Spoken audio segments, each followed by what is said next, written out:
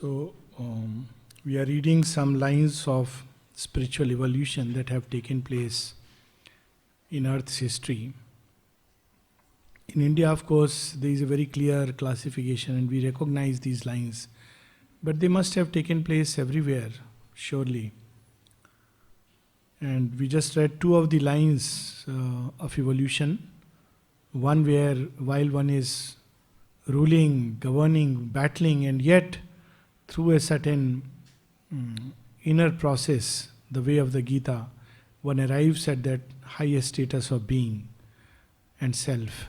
The other where one, through a process, through a boundless love, arrives at that light imperishable and dwells in the peace of the infinite. So we continue. Some other lines. Nameless, the austere ascetics without home. Page 382. Abandoning speech and motion and desire, aloof from creatures, sat absorbed, alone, immaculate in tranquil heights of self. On concentration's luminous, voiceless peaks, world-naked hermits with their matted hair, immobile as the passionless great hills, around them grouped like thoughts of some vast mood,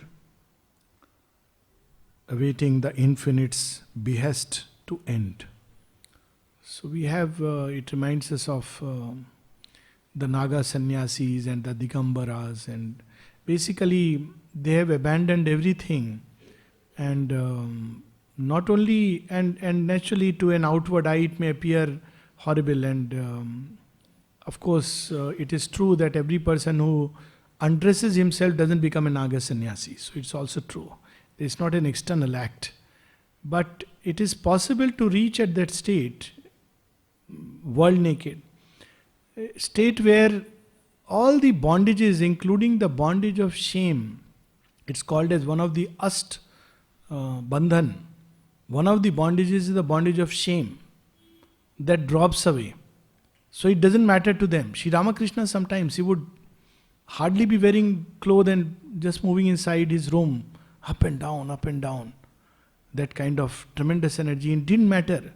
So these mystics, these seers, they have gone beyond what normally are social niceties and social conventions in which we dwell. For us this is important, and for these hermits they have passed beyond it.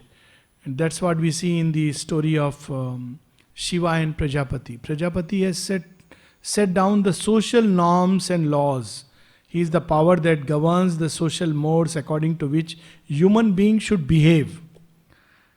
And his daughter Sati, she is now fallen for this man who follows no conventions. He is absolutely around him, Bhut, Pret, Pishach, all these fellows will come. Even the titans will come and bow down at his feet and he'll say Tathastu. Doesn't seem to be scared of anybody.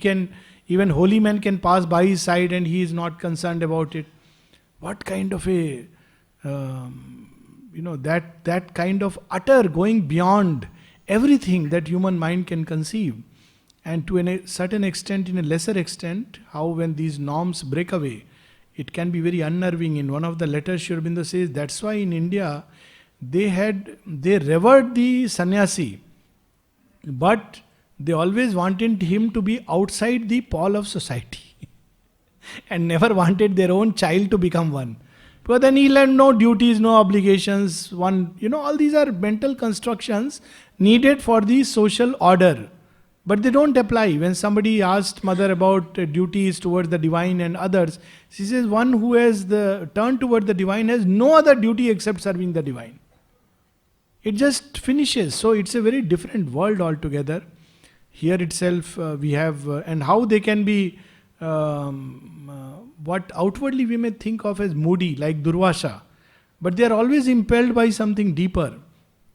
We know how Auroville, before it was born, the legend of Irumbai, the Irumbai village, we must have heard about it. This around which Auroville came into existence. So there was a great sannyasi here. And he, one day there was an assembly of the local tribal leader, and a lady was dancing. And while she was dancing, one of her payal, one of her anklet came out. And this sannyasi went, picked up the anklet and tied it to her feet. Now this is absolutely unthinkable. And they all started laughing. When they started laughing, he realized that these fools, so he cursed that you don't have the vision. Now I am going from here, this land will become barren.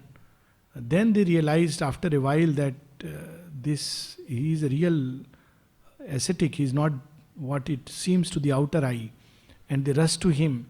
He said, all right, anyways, एक सन्यासी का श्राप है, ये तो होगा. But after many years, when people from all over the world come and plow this land, then it will become fertile again. Literally, people from all over the world have come and plowed the land of Auroville, and it's become fertile. But the point is that these ascetics, look at these lines, matted here, world-naked hermits, on concentrations, luminous, voiceless peaks. And what they are waiting for? Just the infinite to end everything, and they are absorbed in that play where the chapter of worldly life is closed. This was the early life of Shiva. But obviously this is not the complete truth. So in Shiva's story we have this very interesting thing. Because it is not the complete truth, the gods conspire and the divine conspires and everything conspires to pull him out of that state. And Shiva is once again connected to life in the world. And through that there is so much goodness that takes place in the world, all because of that. And then his yoga becomes complete. Otherwise he remains like a solitary ascetic who is simply waiting on the infinite. So we have here this one line which has been described, and then another line of approach where one gathers this knowledge, this love, and imparts it, shares it. One line of approach is where you abandon it and it's all yours and it's within you and you are turning it constantly upward into the infinite. Another line is where you gather it and share it and everything moves together. The seers attuned to the universal will, content in him who smiles behind earth's forms. They want nothing else except that joy of his company. Abode ungrieved by the insistent days. About them, like green trees girdling a hill, young grave disciples fashioned by their touch, trained to the simple act and conscious word. So these seers, like in olden gurukuls, they were seers and disciples came and they grew around them. And what the seer was doing in him, the rishis, it's very beautifully described. Trained to the simple act and conscious word. The simple act is the act which is almost reminds me of that line in the Gita, Yoga karmasu kaushlam. So Sri Aurobindo was asked this, that what is that state? He says, because all these mental layers, vital layers are no more intervening, they become quiet. So there is no fear, expectation, desire, this, that is gone. Would I, won't I, all that is gone. So there is a direct action from the divine touching the hands, and this is the action. So even in shooting an arrow, in composing a poem, the simple act. Simple act is not in the sense that we shun things which look complicated. It's about the act which is without the intervention of layers which complicate. And of all the things, the most complexity comes from the mind. So they are attuned to the divine will, and according to them, according to the will, the act flows. So here is the simple act and conscious word. So whatever they spoke came out to be true. It's a conscious word. At one place, Mother says, if you always speak the truth, then whatever you speak comes true. Because the voice is tuned to the truth. It's the power of truth. And practice of truth was a greatly emphasized. Sri Aurobindo also says, at one place he says in one of his letters, how can you hope to be a instrument of truth. If you allow falsehood to be expressed through your pen, lies. So if we keep writing lies, tell lies, and then we say, I'm mother's instrument of truth, how they are incompatible. We have to then be thorough, regardless of success or failure. That is the sadhana of truth. That okay, whatever happens, look at Harishchandra, look at Pandavas. If they spoke, they gave their word, they gave their word. And look at these stories of Harishchandra, that in dream he has given the kingdom. And he says, I have to be true to my word I have given. How can I now say that, no, I have not done it? So he is a journey of truth, ascent to truth, where slowly he gives up everything till he arrives at a state where he is worthy and capable of moksha. So the conscious word is the word which springs from the depth. It is not meant to flatter or not meant to instill fear, but a word which is attuned to the depths of our being, and from there one speaks, and not simply to flatter or simply to terrorize people. Trained to the simple act and conscious word, greatened within and grew to meet their heights. So these disciples greatened within by this kind of a training which they were receiving. Far wandering seekers on the eternal's path brought to these quiet founts their spirit's thirst, and spent the treasure of a silent hour, bathed in the purity of the mild gaze. So it's a description of the true what Gurukul would be. And seekers, saints, sages, they are going through and they wait for a while in these ashramas of old, and for a while they quench their thirst and move on. And the only, place that I can think of is Sri Aurobindo Ashram, and how when Vedalankarji came here, who had translated some of the Vedas and was a great Pandit, when he saw the girls and boys here and the playground and the mother's arrangement, he says, suddenly the age of the Vedic vision came alive to me. And he actually felt that this is the place where those truths of the Vedic age will be realized. Because that's how this Vedic period was, that how these people were attuned to the universal will. Bathed in the purity of the mild gaze, that uninsistent ruled them from its peace, and by its influence found the ways of calm. What was Sri Aurobindo's guidance? Even if he didn't write a single letter, he would still continue to help. So most of the letters are just to few persons. But by that peace, by that silence, he was helping humanity to advance, the disciples, by his secret influence. And that continues to be as much available now, as valid now, if we open. And then what were the schools like? We have our center of education. And what were those schools which these seers had started? The infants of the monarchy of the worlds. They were meant for these sons of kings, etc., of that great lineage. We have those Pandavas going to Dronachar ashram or Parshuram's. They were all seers, and in their ashram these children went.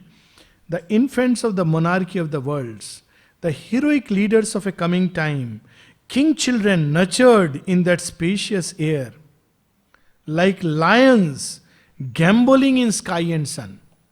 That we can see in the students here. They gambol like lions, totally carefree, going around, fearless. But of course, mother has broken that rule of only king children. So now these king children has become inwardly king children. Those who carry that stamp, she picks them up. It is not based on anything external. And when they come, this is how they grow. What a freedom they lived in. King children, nurtured in that spacious air like lions gambling in sky and sun, received half consciously their godlike stamp. Formed in the type of the high thoughts, they sang. So they didn't know what's happening inside. They received their stamp and they went out.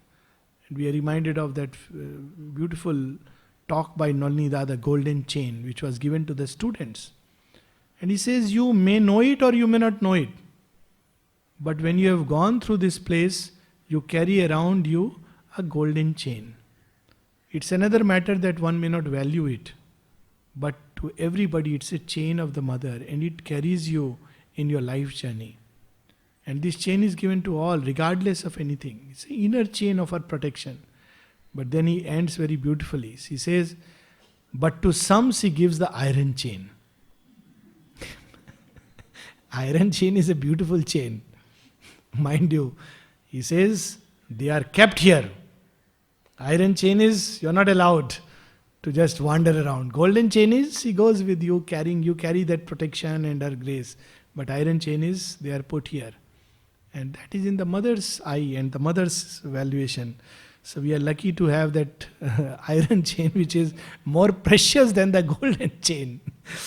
So these children also carried that stamp, godlike stamp, formed in the type of the high thoughts they sang. All around them, there were these beautiful thoughts, high thoughts, so many things. Here, just by going through this process, they get exposed to such things which they could never have imagined getting it anywhere else. Just by the fact of just going through this atmosphere. People often ask what kind of education, and there are big lectures on it. It's not about that. You may do everything that is done here, and yet it may not be the same thing. It's just that atmosphere of Mother and Sri Aurobindo. Just imagine that right in front, opposite the Samadhi, there is the school. And day after day, these little babies grow there. And naturally, they become so fearless that they tell their parents, get lost. Because, they have grown up directly under Mother Aditi's. So they really couldn't care less. And sometimes it's hard to understand them. Because they have lived in such freedom. And then they are free of all these constructions. To one of the child I said, it is darshan days, so you are supposed to prepare and all. These are all old-fashioned thoughts. I have my own unique relation with the mother. Look at the words. So why are you going for darshan? Because I like to go to her room. And unfortunately, it is the only day that I can get to go. It's a novel kind of understanding. And it was an eye-opener that one can look at it like that. That I want to go every day, but I can't go. So I am going today because today is the only day. But don't confuse it that darshan day, special relation with mother. I have my own special relation with mother. It is not like you, like him, like X. Now, this kind of a thought is totally unprecedented because we all have a traditional, conventional background in which of course, we all can misuse that freedom, whatever. That's a different side of the story. And yet, in spite of all that, that golden chain goes. Something goes in spite of everything. They learned the wide magnificence of mood. This is lovely line. That makes us comrades of the cosmic urge. Wide, what are our moods? We talk about being moody, angry, depressed, happy. Now, very interestingly, we have these moods which even the cosmic gods experience. There is a very interesting story. Shiva's Vishad. When Shiva goes into a state of, if I have to term it technically, depression, then who will heal? And when he goes into a Vishad, and why does he go into Vishad? Because the world doesn't care for the Divine Mother. Shiva withdraws into his silences, Vishad. The whole world is getting destroyed. All the gods are saying, Lord, please, come out.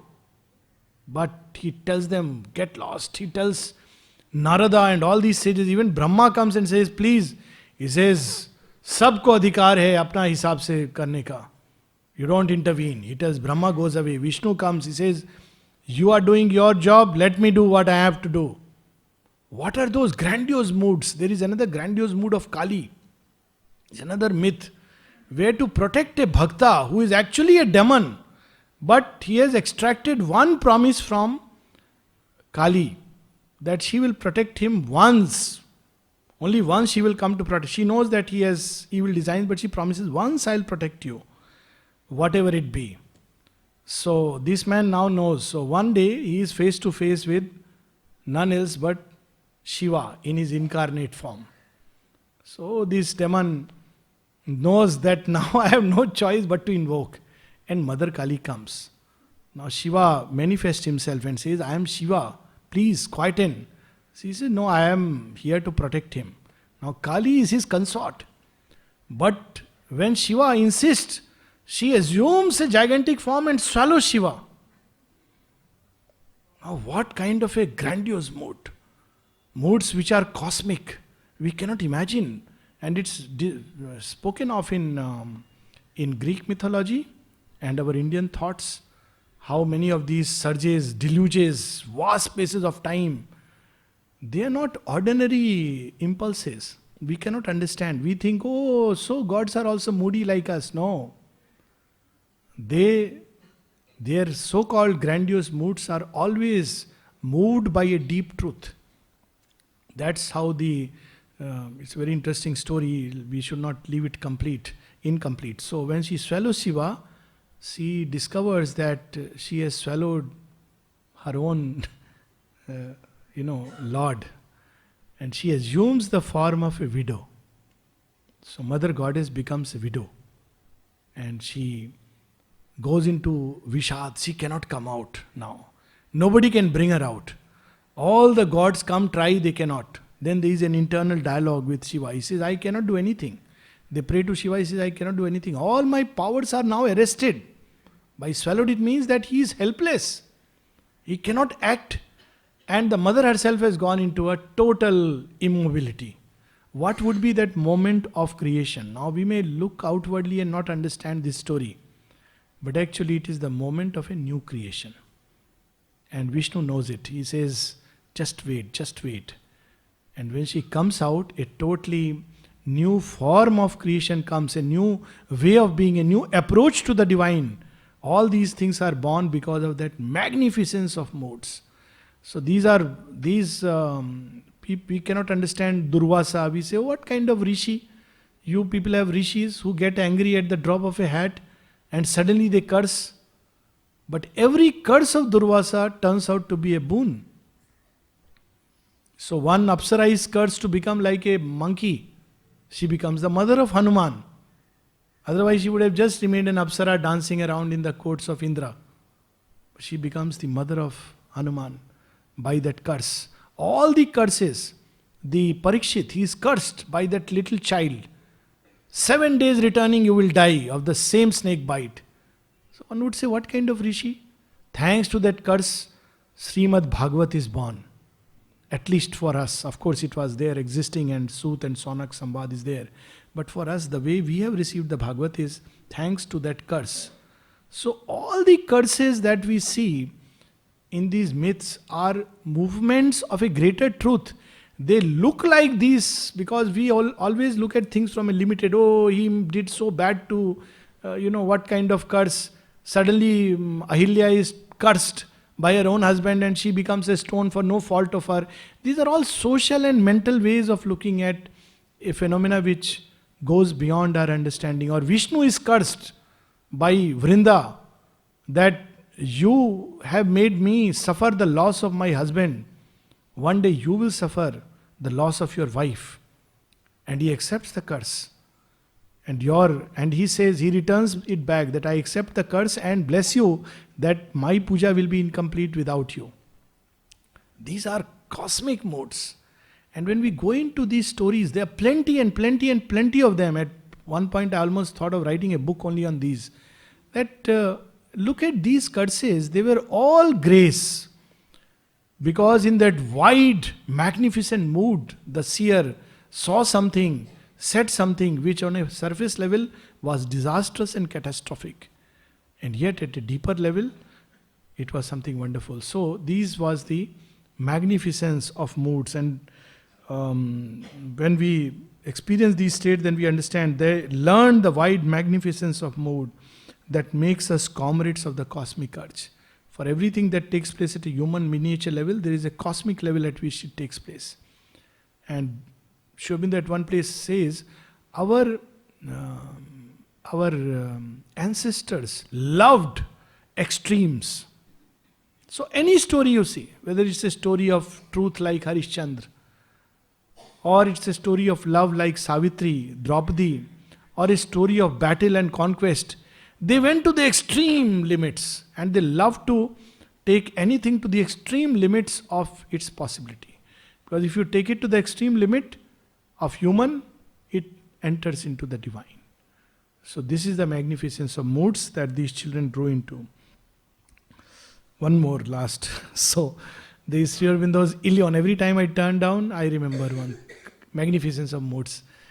Through the mouth of Helen. Helen was an incarnation of the Divine Mother, Mahakali. And of course she was very beautiful. The face that set on sail 1,000 ships. And Sri Aurobindo tells in Ilion, through the mouth of Helen, when Priam says all efforts have failed and Priam says no, we will fight, first time in the history there will be a battle for love. People have battle for land and wealth, there is a battle for love. Then when Helen comes to know and she is in a private chamber with Paris, she suddenly gets into that Mahakali mode and she says, fair is it that Troy falls and burns and empires sink because of Helen. Now who can say this? No human, it's not a human consciousness at all. Fair it is. What humanity will judge? Troy has to fall somehow because it is like a solitary empire amidst barbarism all around. Sri Aurobindo tells that's why it had to fall. Who can make it fall? Who can make the Kuru empire fall? Draupadi, the avatar of Mahakali. And who can make Troy fall? Helen. And he says, fair it is. She doesn't feel guilty, sad. Oh, because of me, please take me back. I'm doing a great sin. These are very small human ideas. She should have said ideally, oh, I'm a great sinner because of me. No, please send me. I should not be the cause of such destruction. Like Arjuna saying, overcome with pity. What, Lord, you are asking me to fight and kill my own people? But God, Lord, bids him to a higher mood. Slay, if by slaying, and you know those lines in Essays on the Gita, slay, if by slaying the world must advance, conquer mightily or fall nobly. What lines? Magnificent lines. Only the Lord can say this. Slay, if by slaying the world must advance. Either conquer mightily, not little bit chitta-putta conquest, or fall nobly. So this is the magnificence of divine moods. Okay, no longer chained to their small separate selves, only thinking about ourselves and my good, my bad, etc. Plastic and firm beneath the eternal hand, met nature with a bold and friendly clasp, and served in her the power that shapes her works. So, again in Ulupi, another beautiful poem of Sri Aurobindo, we see that toward the end of 1 year, they are married only for 1 year. And Ulupi realizes that this man cannot remain tied to a typical husband. So Ulupi tells Arjuna, this is Sri Aurobindo's Ulupi. She says, I know that your spirit is born for greater things. And though my heart will pain and ache, whose would not after, someone like you, yet I must set you free. Go, Aryan, and conquer. Mighty deeds await for you. This is a magnificent mood. Not thinking of separate self. Oh, my little. Go out. You are meant for mighty deeds. One soul to all and free from narrowing bonds. So they are equal to all. This is the beauty of Shiva. This is the beauty of Sri Aurobindo. One soul to all. And free from narrowing bonds of Krishna. Large like a continent of warm sunshine. In wide equality's impartial joy. These sages breathed for God's delight in things. What a wonderful state of consciousness it is. Where mere breath becomes delight. They were living for that, not for anything else, not for any other gain. Their very breathing was in action.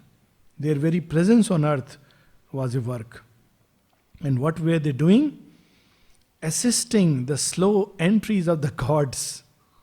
Sowing in young minds immortal thoughts they lived. Taught the great truth to which man's race must rise. Assisting the entries of the gods. This, of course, we have mother's stories where she tells one day that the 4 pillars of new creation I am trying to bring down in 4 of you. Rajangam and I think Satyakam and Satyakarma, and one of them was Champaklal. In Champaklalji it was aspiration. In Rajangam it was devotion. Some she was bringing down Brahma's consciousness, Varuna's consciousness. Can we even imagine that what kind of action this was? But later on, of course, she removed all that because the supramental creation had to come. Then she had the word of creation, and she goes and tells Sri Aurobindo, after all these gods are entering, and in Sri Aurobindo, of course, the Lord of Lords, Shri Krishna. And then she goes and tells Sri Aurobindo, I have the word of creation. So she just wants his yes. So she'll have a creation which nobody can ever imagine. And Sri Aurobindo looks at her and says, I know, because he has already experienced Krishna come down into the material. I know we can form a very great religion with this. The greatest that earth has ever seen. The whole earth will bow at our feet. But we don't want that. Nothing short of the supramental. And look at the mother's obedience, surrender, renunciation. She knew it with her inner consciousness. Within 2 hours, she wiped it away. So people call that as the golden period of the ashram, but it's just short of the golden. So that's why it was wiped away, and then the hard labor started. The inconscient, subconscient. You see the letters after that, everybody started getting into the grind mill, because now the preparation has to be for the supramental. Nothing short of that. But this is about that past. Or open the gates of freedom to a few, imparting to our struggling world the light. So these were seers who were imparting that light to the world. They breathed like spirits from time's dull yoke released. Comrades and vessels of the cosmic force. They were not driven by ordinary desires and ordinary energy, but something else. They were comrades of the cosmic force, one with the gods. They could even tell the gods to stop. Such was their power. Even women, Anusuya, how she could even tell the gods, oh, you guys have come to test me. Become like babies. Sleep in that cot. She gives them food, and poor Brahma, Vishnu, Mahesh become little babies. And then their wives come searching because they were the original culprit. Then they ask, Madam, please have my husbands come here by chance. Oh, acha, those 3 babies. Go and find out who is yours, take them away. I don't know which is yours.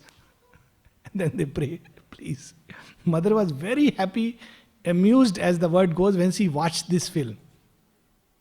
She said, yes, very beautiful. And then she said, only human beings have this possibility of going beyond the gods, because they carry in themselves the psychic being. So human beings can go beyond the gods. And what power can be unleashed with that? That they can order the gods, become like children, babes, consciousness of a baby. So this is the consciousness in which they had risen, comrades and vessels of the cosmic force. Using a natural mastery like the suns, their speech, their silence was a help to earth. So whether they spoke or they refrained from speaking, it was a help to earth. A magic happiness flowed from their touch. What kind of people were they? Just in their presence, there was a joy, magic happiness flowed from their touch. Oneness was sovereign in that sylvan peace. The wild beast joined in friendship with its prey. So this was a place where it is said that about Raman Maharishi, the tiger and the deer could coexist. Here I have seen a little lamb. Lamb means that bakri ka bacha, kid. Kid unfortunately also means a human kid. So the kid, the goat's child, jumping, and there was a dog which was barking. Early days I have seen, and this kid was jumping on foot and chewing away, and the dog eventually retreated and went away. So I was watching the scene. I said, "माँ के नगरी में ऐसा हो सकता है?" This kid is jumping with a joy. And then the thought occurred, actually he was not threatening this dog. He felt a reflection of his consciousness. He wanted to play. He found a good object to play and was wanting to play, but this dog probably couldn't handle so much of energy and just retreated and went away. So the wild beast and the prey came together, persuading the hatred and the strife to cease. The love that flows from the one mother's breast healed with their hearts the hard and wounded world. How people would go to mother with their petty quarrels, petty strife, petty difficulties, and to each one she will say something which will make them feel, mother loves me, and believe that she does not love the other person. And sometimes when they would compare notes, they would say, "What? She said this to you also?" "Mother," then they would write again, "Mother, why did you say this to X?" Then mother will again pacify. Her love is meant for all. It's not meant for few special elite. But it's our narrowness. And how she was healing the strife. Others escaped from the confines of thought. Still beyond, not still beyond. These are different. They are not hierarchically arranged. So they are different approaches. Others escaped from the confines of thought. Those who deconstruct, like the Zen Buddhist, the Zen monks, confines of thought, systems, philosophy, to where mind motionless sleeps, waiting light's birth. The mind has entered into a state of calm passivity, but it has not yet got the light. Constructions and percepts have fallen away. Systems and philosophy, one is no more bound to these paradigms. And yet, what that truth is, it's yet to be born. To where mind sleeps waiting light's birth, and came back quivering with a nameless force. Drunk with the wine of lightning in their cells, they experienced a joy by the touch of that state.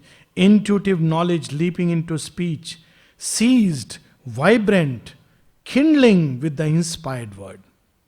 So they too shared something of that truth, something of that light, even though they had not seen it, not risen into it. And their speech was full of the burden of an inspired, illumined consciousness. Hearing the subtle voice that clothes the heavens. This is the truth hearing of the Vedas. Truth hearing is not that somebody actually hears like a prompter in a play and starts scribing. Truth hearing is that when the inner ear is attuned to the truth, then when one writes and speaks, it is that using the speech and the mouth and the voice and the words as an instrument and vehicle for transmitting that consciousness. So that's truth hearing. Same thing with truth seeing. Truth seeing is not seeing some wonderful figures. Of course, one may see that, but it is seeing the truth which is hidden behind things. So here it's about truth hearing of the Vedic rishis, carrying the splendor that has lit the suns. They sang infinity's names and deathless powers in meters that reflect the moving worlds. So these were the mystic poets, past, present, and the future, who were inspired to sing the name of the Nameless One in 1,000 ways. And as they sang, they were not just words carrying meaning, but the joy of God poured upon things, taking the form of sounds and a body of words. So it's beautifully, they sang infinity's names and deathless powers in meters that reflect the moving worlds. And we have so many examples of these mystic poets, Meera, Tukaram in India, plenty of them, Tulsidas, Ramcharitmanas, from the Valmiki, right? All of them have expressed in a poetic form. And when we really read them or hear them, Aditya Sahasranam, Vishnu Sahasranam, Lalita Sahasranam, all of them carry that wonderful rhythm which one has to catch it with the inner ear. Otherwise, one loses it. It's not just names of Vishnu, but even the meter and the rhythm is capturing something of the higher truth. And of course, Sri Aurobindo we need not mention because it brings him down. So it is understood he is far beyond all this, as we will discover. And we know. Sights, sound waves breaking from the soul's great deeps. It's a great mystic experience, which sometimes people have when they take LSD and the, please, not a recommendation. It's dangerous, it's harmful, all that. But they experience fusing of sound and sight. It's amazing. And then you discover that actually these separate faculties are nothing but construct of the senses.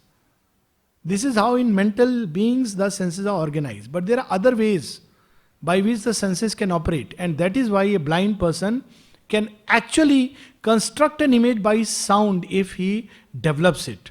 There are stories like that.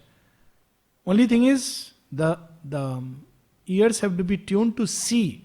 And when mother was asked this, she says, of course, I have ears behind my eyes. And then she added, one can see from every pore. So when we hear about Indra's pus, the spies who are Sahasraksh, it's literally true. One can see from every pore. How the blind people can see if they train. There was that India Got Talent, that show. Nice show, by the way. So in that show, previous episodes, they showed one girl who was blind. They blindfolded her. She was not blind, but they completely blindfolded her in front of television. And she could read a page, and randomly people gave, just to make sure that this all not trained. And right from top to bottom, she could read the page, the book and everything. Totally blindfolded with real tight things. So this idea that only eyes can see and ears can hear is simply a convention and habit of the body developed under the mind.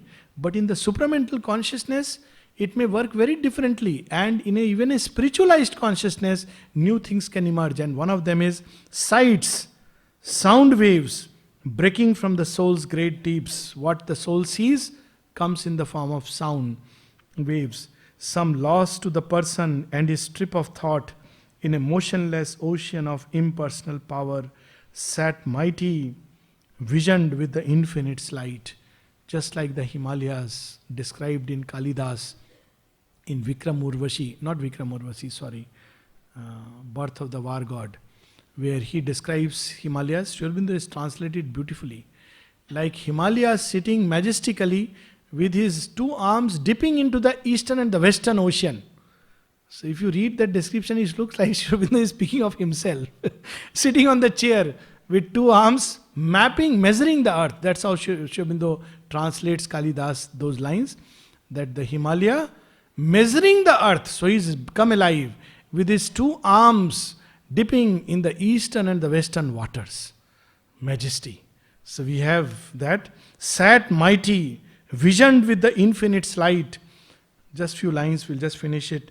Or comrades of the everlasting will surveyed the plan of past and future time. They were just witness to all Trikal-darshi. Some winged like birds out of the cosmic sea and vanished into a bright and featureless vast. So some escaped into that hush forever.